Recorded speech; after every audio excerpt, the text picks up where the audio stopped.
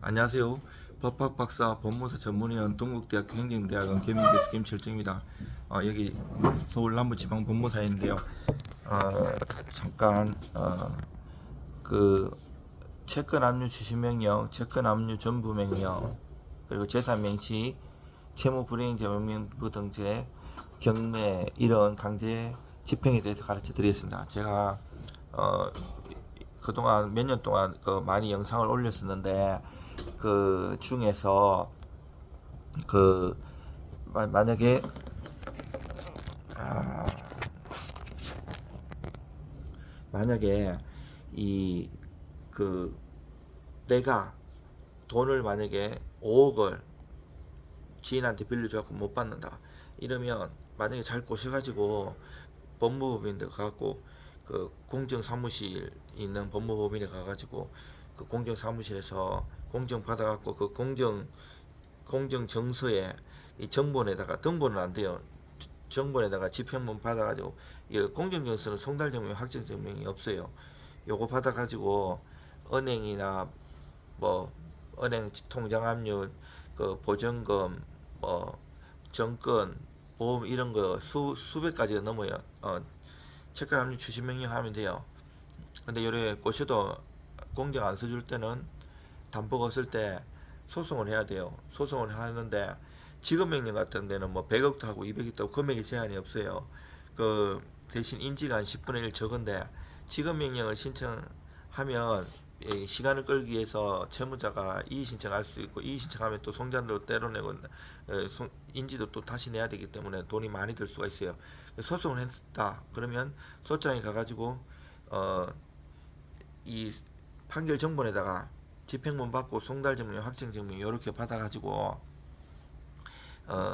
은행을 파악해가지고, 은행에다가 만약에 내가 아까 5억이라고 그랬잖아요. 은행 5개를 하면 신한은행 1억, 뭐 여러가지 은행이 있다 그러면 1억씩 n분의 1을 해요.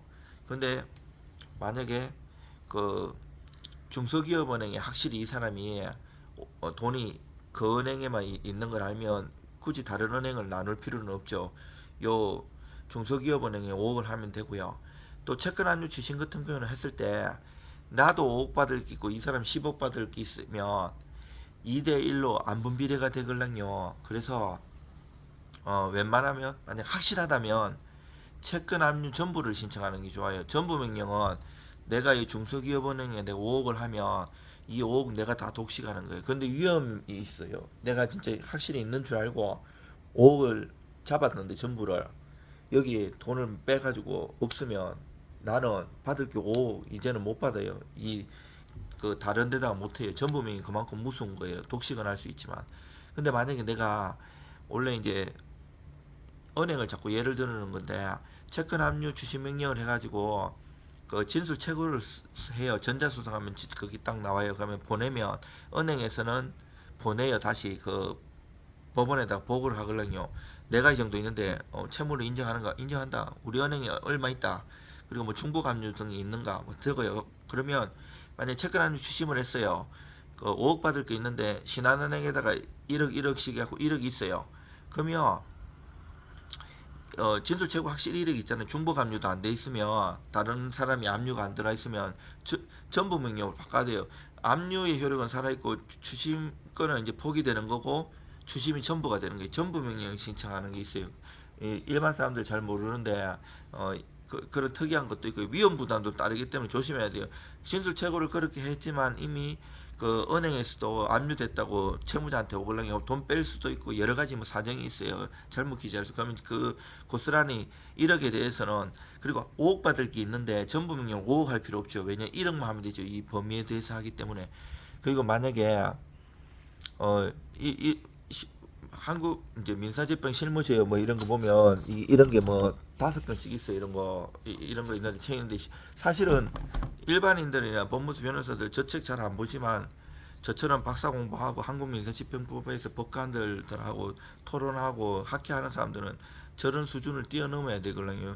저 책에 있는 거는 그 정도 수준으로 실무에서는 낙하지 않아요. 왜냐하면 보통 다 자기가 거래하는 법무사나 변호사가 있기 때문에 저한테까지 올 때는 해결이 안 되고 어려운 사건들이 오거든요. 근데 이제 그 책으로 보통 해결 안 되고 실무에는 또 그거를 다 뛰어넘어야 돼요. 모든 이론과 실무를 체결하면 책이 저것도 막 천 페이지씩 5건이면 5,000페이지 되는데 모든 것을 그렇게 할 수는 없는 거거든요. 그래갖고 응용을 해야 되는데 만약에 내가 옛날에는 뭐 이게 달라졌어요. 뭐 150만 원 이하나 압류 못하고 최저생계비 뭐 지금은 185만 원으로 바뀌었는데 내가 통장에 신한은행에 170만 원이 있었어요. 185만 원 이하잖아요. 내가 너무 가난해. 지금 기초생활수급자고 어려워요. 그러면 이거를 압류 범위 변경 신청할 수 있어요. 채무자는 그 기초수급인가 하고 압류금지 채권 이자체 185만 원 해갖고 송달 인지 내면 별도의 사건 번호가 기재돼 가지고 진행이 돼요. 그러면 그 압류 범위 변경 신청도 할 수 있고 또 이 채권 압류 추심에 만약에 내가 5억 받을 게 있는데 그럼 은행을 하나를 하면 하나에 5억을 하는 거고요. 두 개를 하면 2억 5천씩 하는 거잖아요. 5개를 하면 1억씩 하는 건데 문제는 이렇게 5개 은행을 잡았는데도 돈이 없을 수가 있잖아요. 없으면 내가 또 다른 보증금에다가 얘가 보증금이 한 5천만 원 있는 걸 알았어. 그러면 또 보증금에 대해서 채권 압류 추심해가지고 얘가 개인이면 법인은 보호를 안 받는다 그랬잖아요. 이제 개인이 법인도 보증금이 있을 수 있는데 이때는 뭐 최저 그런 건 없어요. 주택임대차 보호법이나 상가임대차 보호를 안 받기 때문에. 근데 개인 같은 경우에는 서울 같은 데는 5,500만 원에 그 표가 있어요. 그 연도마다 다 달라요. 그 건전합건이 설정된 그 말소 기준 권리에 따라 가지고 그 당시 법을 적용하거든요. 근데 만약에 이 5천만 원이 있다. 그러면 내가 또 하면 여기 은행에 벌써 5억을 묶어놨잖아요. 돈을 내가 추심을 못했어도 여기 5천만 원 있으면 이 5,500만 원이 5억 5천만 원이 되기 때문에 이 과잉 압류가 될 수가 있어요. 과잉 압류하면 보증서가 날라요. 법원에서 야, 너 저번에도 5억 하고 네 받을 게 5억인데 이거 하고 이거 또 보증금 5천만 원 하면 5억 5천이 하면 채권자 입장에서 억울하잖아요. 난 돈도 뻗지도 못했는데 뭔 소리 하는 거야. 이래도 법에서는 소용이 없어요. 그래서 보증서에 대한 답을 잘 써야 돼요. 내가 은행 진술 최고수를 보면서 5억을 했고 또 이제 목록도 잘 써야 돼요. 지금 현재는 은행에 돈이 없지만 장래에 받을 수 있거든요. 얘가 뭐 다른 채권자가 다른 채무자가 돈을 넣는다든지 그래가지고 목록 잘 쌓고 장래를 향해서 받을 것도 쓰면 되거든요. 신한은행이면 신한은행 다가 묶이는 게 내 특정한 계좌가 묶이는 게 아니고 그러면 진술 체크 보십시오. 법원의 판사님 나 여기 돈이 없어가지고 더 회수를 못했다. 그래서 하니까 봐달라 해갖고 하면 봐주기도 해요. 봐줘야 되고 사실은 이런 경우도 있고 실무는 이론하고 달라요. 그 상황에 따라 가지고 응용을 해야 하고 종합 예술이에요. 아까 체크남 추심하고 체크남 전부 얘기했잖아요. 근데 이제 재산 명시가 있어요. 재산 명시는 이것도 확정돼야 돼. 채권 압류 추심 같은 경우에는 그 1심을 내가 했어요. 1심 했는데 가집행할 수 있다가 이래 나와요. 그 주문에 판결 정보에. 근데 얘가 항소하면 확정이 안 되잖아요.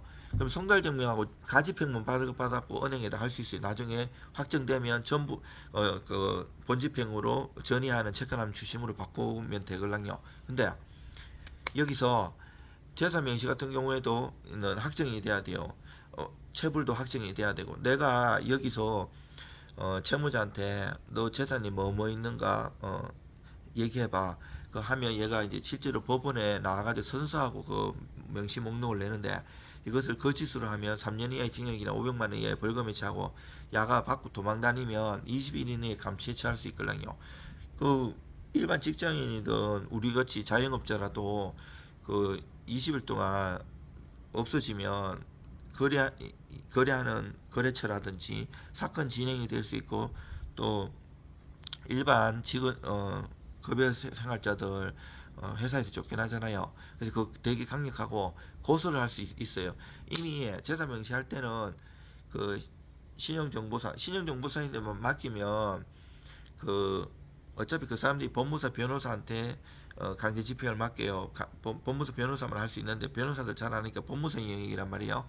그러면 이중으로 돈이 들 수가 있고 성공보수를 또 달라고 해요. 근데 법무사들은 성공보수 안 받아요.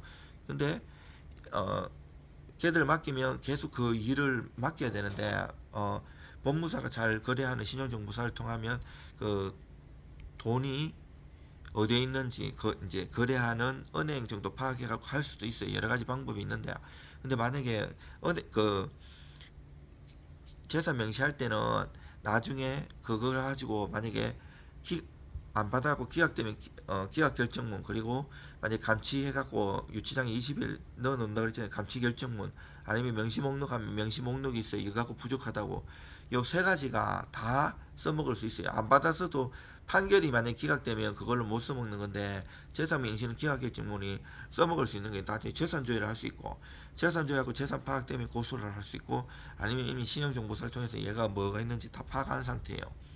이렇게 할 수도 있는데 문제는 신용정보사는 100%가 맞는 게 아니에요. 은행을 진짜 이렇게 특정해 갖고 아는 게 아니고 은행이 사용하는 신용카드를 보고 유출을 하는 거예요. 국민은 카드를 쓰면 국민은행을 쓰겠다 이렇게 100%가 맞잖아요. 보통 그렇게 쓰는데 저 같은 경우에는 대부분 그렇게 하는데 뭐 하나카드 같은 경우에는 그 하나은행 같은 경우 법무사 15, 6년 전에 초기에는 그 마이너스 대출을 써갖고 하지만 그게 필요가 없어지면 어느 정도 살만하면 그걸 없애버리거든요. 그러면 하나은행 계좌를 날려버리면 뭐 국민은행에다가 이체를 편하게 이렇게 자동이체 걸어놓는 경우도 있거든요. 이러면 틀릴 수가 있어요. 그리고 그런 문제가 있고 채무불이행자 명부등재는 확정되고 송달되고 확정된 다음에 6개월 동안 안 갚으면 할 수 있는 강력한 거예요.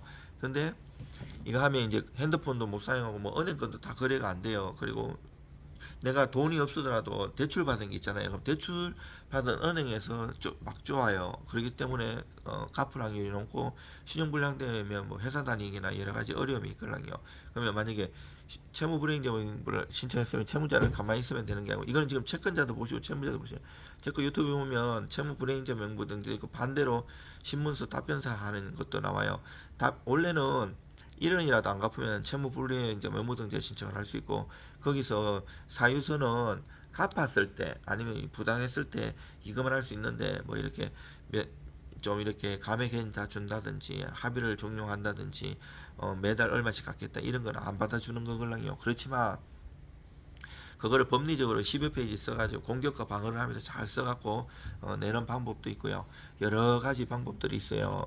그래서 뭐 채권자든 채무자든 포기하지 마시고 최선을 다해가지고 하시면 소기의 성과를 얻으실 수 있으니까 제 거 다른 유튜브나 이런 거 뭐 영상이 한 11,300개 넘게 있으니까 여러분들 한번 보시고 공부하시고 의뢰 주실 거 있으면 의뢰 주시면 제가 잘 도와드리겠습니다. 저는 법학 박사이면서 그 논문도 많이 쓰고 책도 많이 낸 사람이고 그 대법원에서 그 대법원 14층에 보면 그 대법원 회의실이 있는 여기서 한국민사집행법학회 우리나라 교수님들 뭐 대법관들도 때론 그리고 부장판사님들 학기에 각기 있으신 분들하고 토론하고 논문 발표하는 사람이에요. 십몇 년 동안 했고 학회를 많이 하고 있습니다.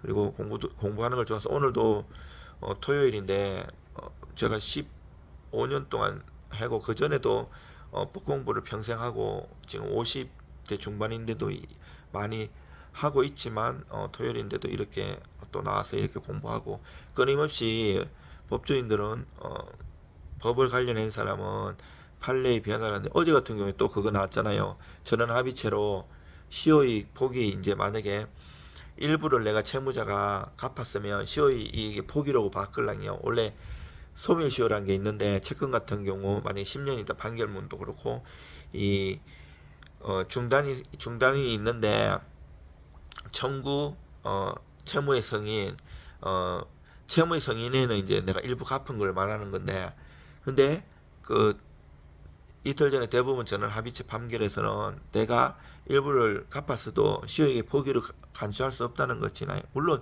이거는 이미 개인회생했어. 개인회생도 십수년 동안 오래 했는데 저는 이제 초기에는 대기업하고 은행권을 많이 했었는데 걔들이 강제 집행을 하면 채무자들이 개인회생하면 그때는 활성화가 안 됐는데도 개인회생이나 파산을 하면 거래처에서 이걸 깨달라고 해가지고 공부를 많이 했었어요.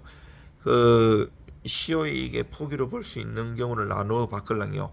우리가 이제 학회나 이런 데서 발표를 하면 이게 입법이 되면 국회를 가는 거는 몇 년이 걸려요.